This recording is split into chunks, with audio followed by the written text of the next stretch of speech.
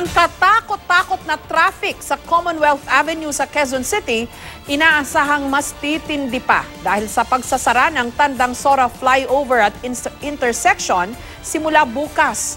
Alamin ang mga alternatibong ruta sa report ni Salima Refran. Araw-araw, 100,000 mga sasakyan ang dumaraan sa Commonwealth Avenue sa Quezon City, kaya matindi ang traffic. Pero paano pa kapag sinara na ang Tandang Sora flyover at intersection mula bukas ng gabi para sa MRT-7?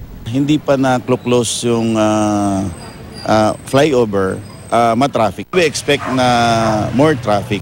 Tig-siyam na lane ang magkabilang panig ng Commonwealth Avenue. Mawawala ang mga lane ng flyover, kaya 7 lane na lang ang matitira. Pero ang isang lane, gagamitin pa bilang work area ng contractor ng MRT-7. Kaya 6 na lane lang ang magagamit ng mga motorista.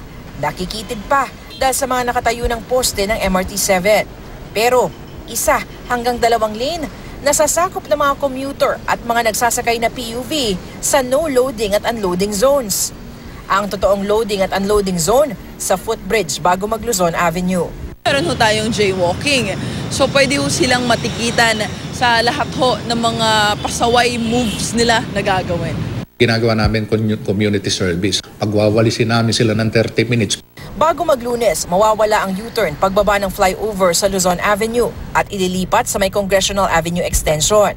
Kaya abiso ng MMDA sa mga papuntang circle, mag-U-turn sa harap ng Home Depot, kumanan sa Luzon Avenue at lumabas ng Congressional Extension. Pwede rin kumanan sa Tandang Sora Avenue at mag-U-turn sa Congressional Extension. Sa mga kailangan tumawid pa Katipunan, kumanan sa Luzon, mag-U-turn sa Congressional Extension at umakyat sa Luzon Flyover. Pwede rin mag-U-turn sa Techno Hub at kumanan sa Tandang Sora pa Katipunan o dumaan sa ilalim ng Luzon Flyover pa Katipunan.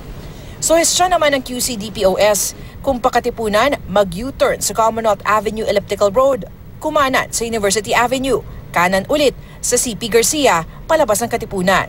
Kung papuntang circle ang mga galing Fairview, kumanan sa Don Antonio, lumusot sa Mapayapa, Paluzon Avenue. May mga gates kami ng subdivision na binuksan kung ease of traffic ang issue, pwede namin buksan yun. Double time ang clearing operation sa mga alternate route. Maski TODA leaders, nagpapaalis ng mga pasaway. Salima Refran, GMA News.